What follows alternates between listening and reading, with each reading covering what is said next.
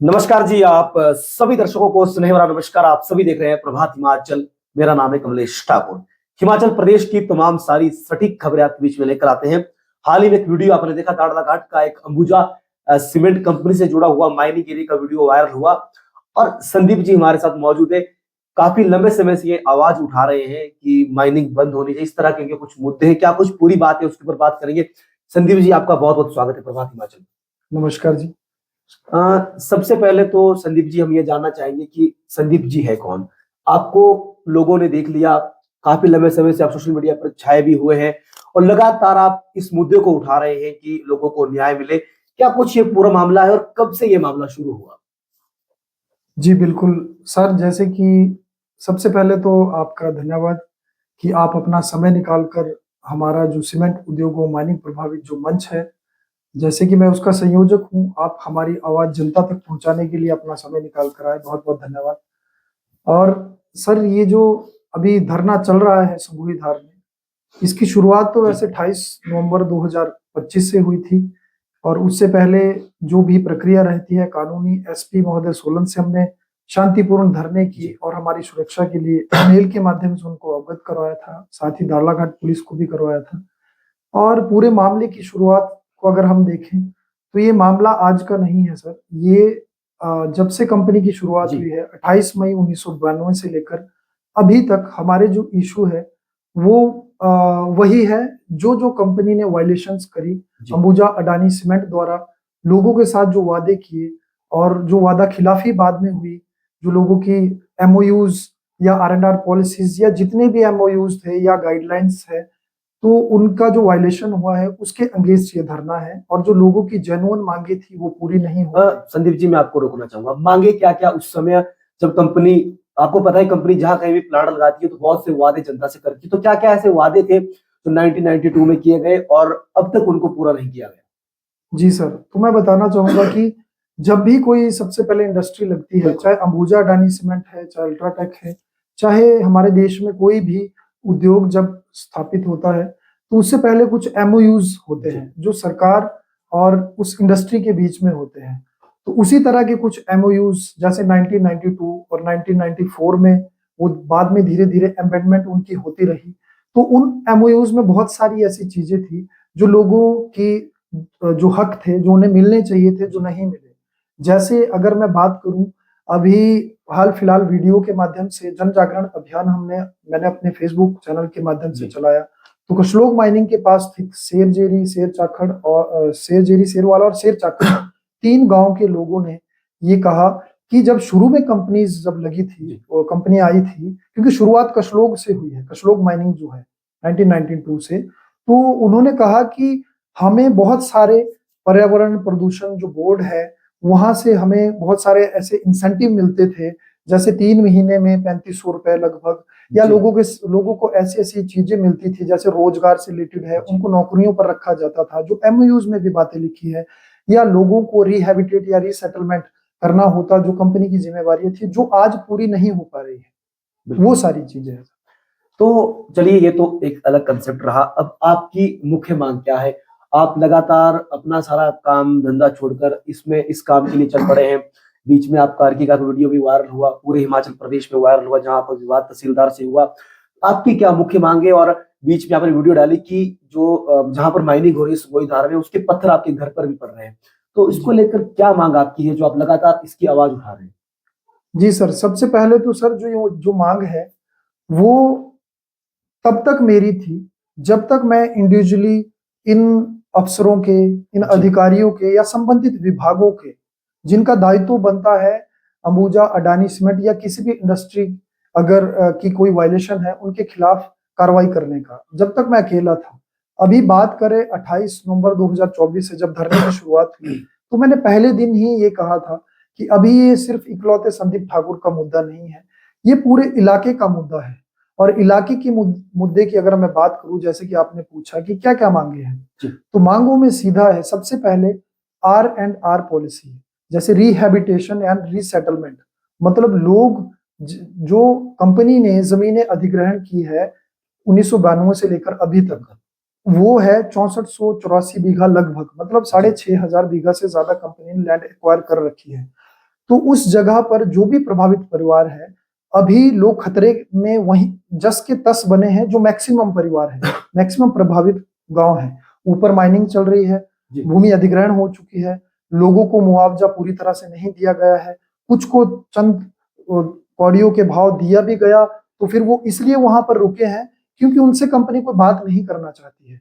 तो पहले तो उनको उचित मुआवजा और उन जो एमओयूज है उनके अकॉर्डिंग उनको जो सुविधाएं मिलने वाली है, जिनमें R&R में सबसे बड़ी जो एक सुविधा जो हमारी मांग है, जो मिलनी चाहिए, वो है उनको एक कॉलोनी बनाई जाए। मैं आपको यहाँ पर रोकना चाहूंगा, यानी कि जितने भी अभी तक 1992 से लेकर अभी तक 2025 समाप्त हो गया, अभी तक किसी को कंपनी ने कॉलोनी नहीं बनाई, जो प्रभावित लोग हैं अभी तक कॉलोनी नहीं बनाई गई है? जी नहीं, बिल्कुल यही तो मेन इशू है जो हम जनता के सामने लाना चाहते हैं। कंपनी ने क्या किया सर, क्योंकि पॉलिसी तो ये कहती है कि लोगों को कॉलोनी, और कॉलोनी भी ऐसी जगह में बनाई जाए जहां पर पोल्यूशन ना हो, जहां की हवा मैली ना हो, अनुच्छेद 21 का जहां पर अवहेलना ना हो, जहां पर पानी साफ हो, जहां पर बिजली हो, जहां पर स्कूल हो, जहां पर स्वास्थ्य सुविधाएं हो। लेकिन जिन भी लोगों को कंपनी ने रिहेबिटेट किया या रिसेटलमेंट किया, कोई शालाघाट में जाकर फेंक दिया गया है, कोई धुंधन में चला गया है, कोई चंडीगढ़ जाने के लिए मजबूर हो गया। कंपनी ने हर तरह वायलेशन किया है इसका। मतलब जो शालाघाट, धुंधन, चंडीगढ़, वो अपने आप वहां से कंपनी को वहां पर कोई मकान बनाकर नहीं दिया? नहीं, कंपनी ने किसी तरह का कोई मकान नहीं, कंपनी ने सिर्फ वो एमओयू से बचने के लिए, सभी लोगों का ये आरोप है कि हमारे हस्ताक्षर लिए, क्योंकि देखिए अभी सर, क्योंकि जितने भी लोग थे 1992 की बात करें, आज तो मैं आवाज उठा रहा हूं क्योंकि आज शिक्षा है, आज इंटरनेट है, आज गूगल है, आज चैट जीपीटी है, आज ऐसे ऐसे संसाधन है जिससे हम पता कर सकते हैं कि कैसे लड़ा जाए इस गुंडई के खिलाफ। लेकिन उस वक्त लोगों को इतना पता नहीं था, लोग पढ़े लिखे नहीं थे। एक एप्लीकेशन लिखने के लिए लोगों को हजारों रुपए लॉयर को फीस देनी पड़ती थी। तो यही मेन इशू है कि लोगों को जिनको अलग अलग जगह भेजा गया, शायद उनको वन टाइम सेटलमेंट करके भेज दिया गया, और ये चीज मैं मानता हूं कि लोगों की भी सहमति रही होगी। लेकिन हमारा जो मेन मुद्दा है वो है कि R&R पॉलिसी जब बनी है तो उसका वायलेशन है ना सर, तो उसके अकॉर्डिंग लोगों को क्यों नहीं फैसिलिटेट किया गया? क्योंकि इसका जवाब मैं दे रहा हूं, क्योंकि उस पॉलिसी के अकॉर्डिंग लोगों को बहुत सारी फैसिलिटीज देनी होती है, जो हर तरफ, हर गांव में लोग आज कह रहे हैं कि हमें पानी नहीं है, नाम की पाइपें कंपनी ने लगा दी है, हमारे पास अच्छे स्कूल नहीं है, दाड़ला घाट लोगों को जाना पड़ता है।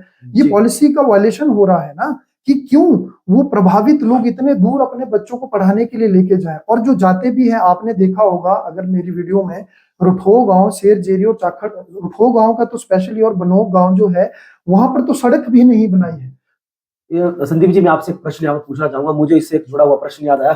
जो CSR फंड है, 2% कंपनी को जो प्रभावित क्षेत्र में लगाना पड़ता है, तो क्या वो इस क्षेत्र में इस्तेमाल नहीं किया जा रहा है? जो आपका मांगू, कछड़ो, चंडी, जो पूरा क्षेत्र हो गया।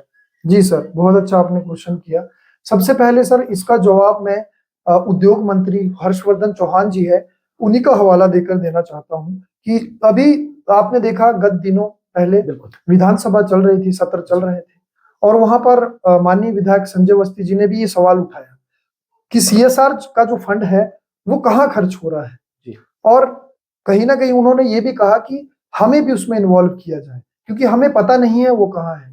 आप, पहला सवाल ये है कि जब हमारे माननीय विधायक जी को ये पता नहीं है कि वो फंड कहाँ जा रहा है, तो जनता को, भोली भाली जनता को कैसे पता होगा? ये एक सवाल है।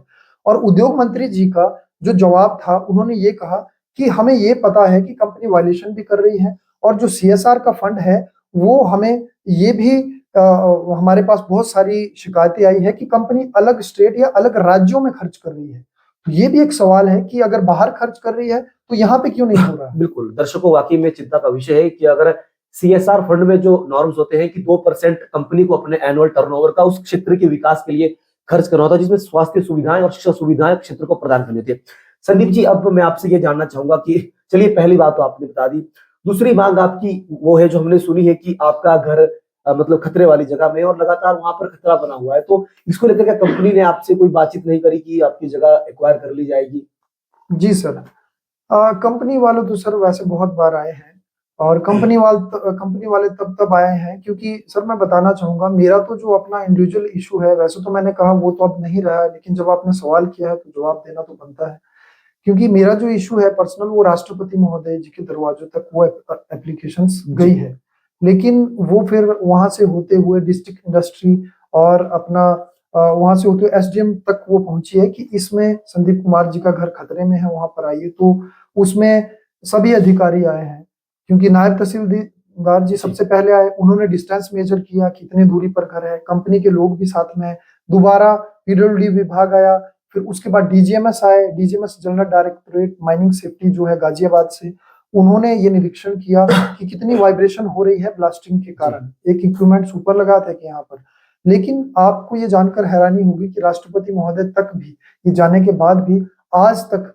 कोई भी टेक्निकल विभाग या संबंधित विभाग कोई भी ये कारण आज दिन तक नहीं बता पाया। सिर्फ मेरे हाथों में आए तो वो फिर लिखे हुए कागजों के कुछ चंद कागज आए। चलिए, क्रमिक अनशन आपकी चली है अभी, तो आगे की क्या आपकी रणनीति है? अब आप लोगों के लिए लड़ रहे हैं। पहले आपने बताया कि पहले मेरी इंडिविजुअल लड़ाई थी, अब ये लड़ाई आपसे बढ़कर लोगों तक की लड़ाई हो गई है। तो आगे की क्या रणनीति है और क्या आपको लगता है कि वाकई में प्रभावित लोगों को इंसाफ मिल जाएगा?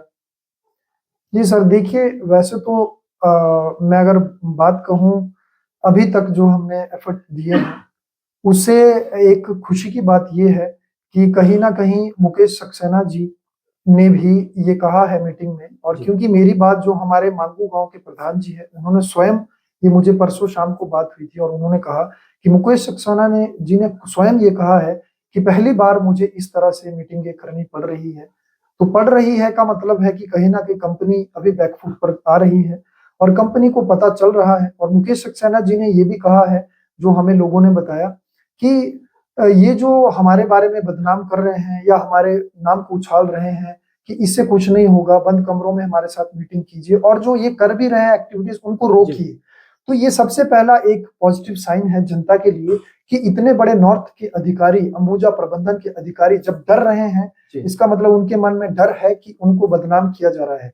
लेकिन ये बदनामी नहीं है, हम विद फैक्ट के साथ, एविडेंस के साथ क्योंकि सारी चीजें दिखा रहे हैं, इसलिए शायद उनका डर वाजिब है और ये जीत की तरफ इशारा है। संदीप जी, एक प्रश्न मैं आपसे और पूछना चाहूंगा। आपके हम सोशल मीडिया पर देखते हैं, बहुत से लोगों का ये भी कहना है कि इस क्षेत्र को कंपनी ने बहुत फायदा दिया। जब 1992 में अंबुजा सीमेंट कंपनी दाड़लाघाट में आई तो लोगों से जमीनें खरीदी गई, लालच में लोगों ने अपनी जमीनें भी बेच दी, लेकिन आज की उनको अब डबल पैसा नहीं मिल रहा है, तब लोग इसका विरोध कर रहे हैं। इस तरह की बातें भी लोगों द्वारा कही जा रही है, क्या ये वाकई में सच है? देखिए सर, सबसे पहले तो मैं बार बार वीडियो के माध्यम से भी ये कहता हूँ, अपने चैनल से भी, आपके चैनल से बताना चाहूंगा, क्योंकि आपकी ऑडियंस भी अलग है और लोगों तक सच आना चाहिए। पहली बात तो सर ऐसा है कि लोग जमीन नहीं बेचते, लोगों का जमीन के पास सिर्फ उतना हक होता है जितना कि, मैं आपको बताऊं कि एक सड़क में चलने वाले वाहन पर किसी आदमी का हक रहता है, क्योंकि वाहन तो अभी किसी का हाथ देंगे तो वो बिठाएगा, उसकी मर्जी है, नहीं बिठाएगा उसकी मर्जी है। क्योंकि जब भी कोई जमीन एक्वायर होती है, अधिग्रहण किया जाता है, तो सरकार के द्वारा वो होती है और इंडस्ट्री के बीच भूमि अधिग्रहण किया जाता है। फिर लोगों के ट्रेजरी, जैसे कि हमारा अर्की में है ट्रेजरी में, वहां पर अमाउंट एक सरकारी जो फंड है वो औने पौने दामों में जो सरकार की तरफ से होता है वहां पर डाल दिया जाता है। और रही बात लोगों के बेचने की, तो लोग नहीं बेचते, उसके बाद लाल नोट हमारी जमीन पे जमाबंदी पे चढ़ जाता है और हमें कहा जाता है कि लीजिए या कंपनी से बात कर लीजिए, नहीं तो ये तो काम चलेगा ही चलेगा, और पहले से होता है। और इसको मैं यहाँ जोड़ना चाहूंगा कि ये सेम ऐसा है जब राजाओं का समय होता था, राजा का जब मन करता था तब प्रजा से वो जितना चाहे कर वसूल करता था, लेकिन बदले में वो देना चाहे उनको उनका हर्जाना तो देगा, नहीं देना चाहता है तो नहीं देगा। तो लोगों ने जमीनें नहीं बेची है, पहली बात। और दूसरी बात जो आपने कही सर कि डबल लोगों को रेट चाहिए इसलिए लोग आगे आ रहे हैं, इसलिए लोग भाग दौड़ कर रहे हैं, ये बिल्कुल गलत है सर। डबल नहीं होता है। मैं आपको बताना चाहूंगा सुगोई धार का मामला, मैं इससे आपकी बात को कंप्लीट करूंगा कि वहां पर 2004 में अवार्ड हो चुका है कंपनी द्वारा, और लगभग अभी कितने साल हो चुके हैं उस बात को, 2025 में भी बिल्कुल 20 साल से ज्यादा समय हो चुका है। और मुकेश सक्सेना जी ने 16 तारीख की मीटिंग में ये कहा, जो एसडीएम कार्यालय में चर्चा का विषय बना, जबकि मुद्दा एफआईआर का था घुमारो मामले का, लेकिन वो एसडीएम कार्यालय में चर्चा का विषय बन गया भूमि अधिग्रहण का। तो चलो भूमि अधिग्रहण का था, तो सुगोई वालों को ये कहा गया मुकेश सक्सेना जी द्वारा कि हम 20 साल पुराना ही रेट देंगे। अब आप हमें समय बताइए सर, आप 20 साल पहले कितने साल के रहे होंगे, 20 साल कम अपनी उम्र कर लीजिए, और 20 साल पहले जो बच्चा पैदा नहीं हुआ था आज वो किस स्टेज पर है, आज उसके जो खर्चे हैं वो किस लेवल पर होंगे। लेकिन कंपनी, और देखो एसडी महोदय के सामने ये बात मुकेश सक्सेना जी कह रहे हैं, जो सरेआम यहाँ पर गलत दिखाई दे रहा है।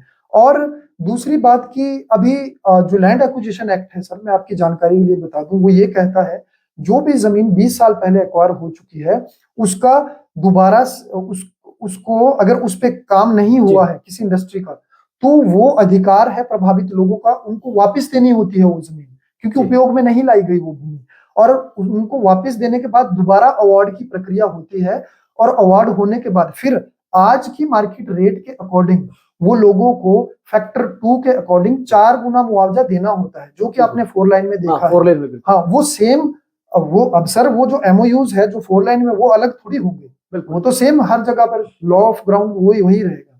तो सर बात ये है कि वो मुआवजा नहीं दिया जा रहा है, वो पुराने हिसाब से अगर देंगे वो कहीं ना कहीं मिली भगत की ओर इशारा करता है और गलत हो रहा है। संदीप जी, आपसे एक प्रश्न मैं और पूछना चाहूंगा।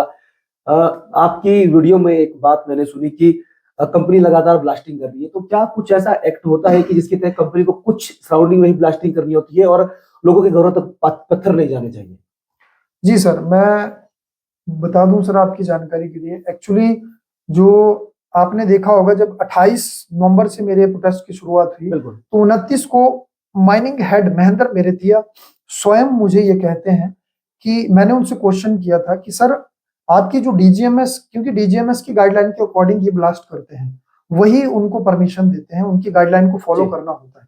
तो उन्होंने अपने खुद स्वयं ये जवाब दिया है कि 300 मीटर का हमारा दायरा है, लेकिन हाल फिलहाल में सुनने में ये भी आया है कि कुछ साल पहले 500 मीटर तक रहता था ये दायरा। तो उन्होंने स्वयं 300 मीटर कहा, लेकिन आपको मैं ये बता दूं जब 300 मीटर के अंदर करना होता है, मेरा घर तो 300 मीटर से कम है, और मेरा ही नहीं, मेरे साथ यहाँ पर 40 से 50 घर नीचे हरिजन बस्ती है, सबके घर लगभग 300 मीटर के बीच बीच में आते हैं, और जो हरिजन बस्ती ऊपर है वो उन्होंने स्वयं वीडियो में ये आरोप लगाया है कि हमारा तो 40 से 50 मीटर दूर घर है। और दूसरी तरफ जो कशलोग माइनिंग है वहां पर जो घर बने हैं वो कह रहे हैं ये सिर्फ 20 से 30 मीटर डिस्टेंस है, फिर भी कंपनी धड़ाधड़ ब्लास्टिंग कर रही है। तो ये सरेआम वायलेशन है, ये गैर कानूनी है, इसीलिए हम इसको गैर कानूनी इलीगल माइनिंग, इलीगल ब्लास्टिंग कह रहे हैं। चलिए, एफआईआर क्यों नहीं करी गई? आपको पता है कि ब्लास्टिंग हो रही है, लोगों को भी पता है, फिर भी पुलिस द्वारा कंपनी प्रशासन पर एफआईआर नहीं की जा रही है, तो इसके पीछे क्या कारण मानते हैं? अब सर इसके बारे में तो कह पाना मुश्किल है कि कैसा दबाव हो सकता है, लेकिन सर इसका जवाब मैं यहाँ से आपको शुरू करूंगा कि मेरे ऊपर तो 2 एफआईआर हो गई, और एफआईआर की अगर मैं बात करूं सिर्फ, अब मैं तो शांतिपूर्ण तरीके से बैठा हूँ, पूरा हिमाचल देख रहा है कि मैंने किसी के साथ गाली गलौज नहीं की है। हमने और जो धरना प्रदर्शनकारी भी थे उन्होंने भी किसी के साथ कोई बदतमीजी, कोई हमने तोड़ फोड़ या किसी तरह का हमने कानून हाथ में नहीं लिया है, लेकिन फिर भी मेरे ऊपर 2 एफआईआर, और उन 2 एफआईआर में भी अलग अलग डिफरेंट बहुत सारी धाराएं लगाई गई, पहली बात, और 2 सिविल सूट अलग से, और एसडीएम कार्यालय से एक नोटिस बकायदा एक गिफ्ट के रूप में मुझे मिला। लेकिन कंपनी के ऊपर क्यों नहीं हो रहा है? अब सर कंपनी के ऊपर हुई है एफआईआर, कंपनी के ऊपर अभी 25/12 को जो ब्लास्ट हुआ मांगू घाट में, वहां पर, लेकिन वो ब्लास्ट ना कैमरे में कैद हुआ, ना किसी ने देखा, लेकिन वो किसी प्रेशर में या जो नुमाइंदे हैं उन्होंने बचने के लिए कि हमें मिली भगत में ना डाल दिया जाए अडानी के ऊपर, फॉर्मेलिटी के तौर पर एक एफआईआर की। और आपको मैं बताना चाहूंगा सर उस एफआईआर में सिर्फ एक सिंगल धारा लगाई गई, बीएनएस की 125 धारा, जबकि मैं बार बार वीडियो के माध्यम से ये कह रहा हूं कि घमारो गांव जो है, जिसको पूरे हिमाचल ने वो वीडियो वायरल देखा, उस मामले में एफआईआर नहीं हुई, और वहां पर लोगों को जान बचाकर भागना पड़ा। पूरा हिमाचल, पूरा घमारो गांव अभी भी दहशत में है, जबकि एसडीएम कार्यालय में मीटिंग हुई भूमि अधिग्रहण की, एफआईआर के मामले में कोई मीटिंग नहीं हुई, हमारा धरना हाईजैक हुआ। और जो मांगू गांव में हुई, अब मैंने बार बार वीडियो में ये कहा कि अगर कर ही दी है, पहले तो धन्यवाद दाड़लाघाट पुलिस का कि उन्होंने हिम्मत दिखाई और आगे आए, लेकिन मैं उनसे हाथ जोड़कर ये गुजारिश करना चाहूंगा आपके चैनल के माध्यम से कि कृपया सर घमारो गांव के लोगों के साथ अभी कोई न्याय नहीं हुआ, उसमें भी एफआईआर की जाए। और जो मांगू गांव में अगर की भी है तो सर मैं पुलिस प्रशासन से या जो ऊपर उनके हुक्मरान है उनसे ये आग्रह करूंगा कि सर वो धाराएं अलग अलग भी होती है, उसमें एक नेग्लिजेंस, जिनका लापरवाही की अलग धारा बनती है, कितना बारूद या एक्सप्लोजिव वो यूज करते हैं उसकी धारा अलग है, जो इनके बारूद के लिए परमिशन देते हैं, वो इनके सलाहकार, वो ज्यादा मात्रा में दी गई, वो धारा अलग है। इनका लैंड डिपार्टमेंट ऊपर से देखता है कि चट्टाने नीचे जा रही है या नहीं, वहां पर जिम्मेवारी होती है इनके अधिकारियों की, वो लापरवाही है, उसकी धारा अलग है। लेकिन एक सिंगल धारा में उस मामले को समेट लिया गया। बिल्कुल। संदीप जी, अंत में मैं आपसे प्रश्न करना चाहूंगा, इतना बड़ा आप काम कर रहे हैं और लोगों के पॉजिटिव कमेंट्स आते हैं कि वेरी गुड भाई, आप बहुत अच्छा कर रहे हैं, हम आपके साथ हैं, तो कहीं से कोई दबाव नहीं आपके ऊपर बनाया जा रहा है कि आपको लगा हो कि आपको दबाने की कोशिश की जा रही हो? क्योंकि कोई सत्य की राह पर चलता है तो दुश्मन तो सैकड़ों लोग बनते हैं, और आप तो अपना सारा काम धंधा छोड़ के अब इस लाइन में आगे चल पड़े हैं, और आपके बाद अब ये मुद्दा आपने पूरे उन प्रभावित लोगों का बना दिया है जिनकी आवाज उठाने वाला कोई नहीं था। तो क्या कहीं से कोई दबाव नहीं बनता? जी सर, दबाव तो अभी मैं बार बार ये कह रहा हूँ कि मेरी जान को भी खतरा है, और मेरे परिवार और जो जितने भी धरना प्रदर्शनकारी, सबकी जान को खतरा है। क्योंकि आपको पता है कि ये इतना बड़ा इशू है। लोग, जब से मैंने होश संभाला है, लोग यही कहते हैं कि ये कंपनीज बड़ी होती हैं, और जब से अडानी जी ने टेक ओवर किया तब से तो अडानी अडानी, आपको पता है पूरे देश में आप कोई भी मामला देख लीजिए, कोई भी उठाने की हिम्मत नहीं करता। जो हिम्मत करते हैं, या तो वो कहीं उनकी आवाज को दबा दिया जाता है, या पॉलिटिशियन है वो उस हवा में पॉलिटिशियन के साथ उनको खींच लिया जाता है, या फिर जो एडवोकेट लॉयर्स हैं, आप देखते होंगे आए दिन कि जितने भी अडानी के खिलाफ खड़े हुए, वो आज अडानी की तरफ से पैरवी कर रहे हैं। तो मैं आपकी जानकारी के लिए बता दूं कि जब अर्की तहसील में भी मामला हुआ था, तो दाड़ला घाट में मेरे साथ एक और लड़का थे जो गवाह के रूप में है। हम बाइक पे जा रहे थे, तो वहां पर भी स्कॉर्पियो से, व्हाइट कलर की स्कॉर्पियो से हमला हो चुका है एक बार। हालांकि लोगों ने बहुत कुछ कहा कि, फिर मैंने ये भी कहा, पेट्रोल पंप वालों ने भी वो देखा, उन्होंने कहा कि हाँ सर, ऐसा तो कि अब, मतलब पहली चीज वो थी, और दूसरा अभी हाल फिलहाल में मेरे को जानने वाले हैं, उन्होंने मुझे कहा कि आपको ऐसे ऐसे किसी ऑफिस से किसी अधिकारी वो कह रहे हैं जी। कि आप या तो आ जाइए ऑफिस में, नहीं तो आपके ऊपर और हम सख्त कार्रवाई करेंगे। ऐसी धमकियां तो मिल रही है अलग अलग जगह से। लेकिन जैसे कि आपने कहा कि लोगों के लिए जब आप लड़ते हैं, और जैसे कि मुझे पुलिस थाना दाड़ला घाट में भी बुलाया गया, एफआईआर मामले में मेरे बयानात लिए गए, तो वहां पर पुलिस ने भी साफ शब्दों में ये कहा, जब उन्होंने मुझसे कहा कि हम आपके ऊपर और भी कार्रवाई कर सकते हैं अगर आप नहीं माने, तो मैंने कहा कि देखिए सर, एक ये अदालत है इस दुनिया की जो हम आप लोगों ने, इंसानों ने बनाई, एक अदालत ऊपर वाले की है जिसमें सबने जाना है। तो मैं उस अदालत में विश्वास रखता हूँ, इस अदालत में मैं विश्वास नहीं रखता कि यहाँ पर क्या होने वाला है। तो फिर उन पुलिस अधिकारियों की भी कहीं ना कहीं आंखें नम हुई, और उन्होंने कहा कि संदीप जी, हमें आपसे सहानुभूति है, लेकिन हम मजबूर हैं। तो आपको पता है कि सिस्टम भ्रष्ट है, हर आदमी बिका हुआ है। और हैरानी इस बात की,